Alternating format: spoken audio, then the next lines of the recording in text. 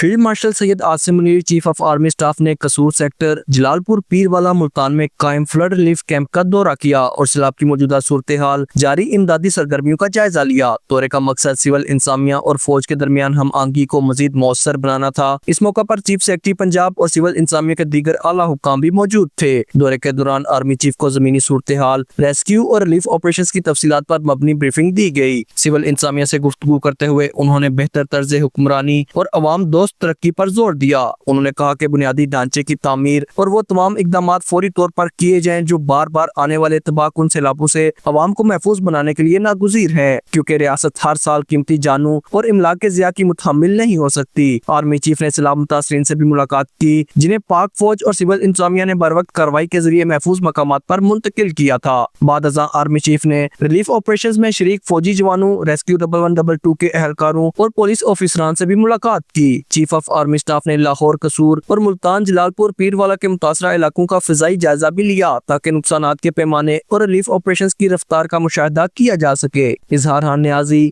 JK news, Multan.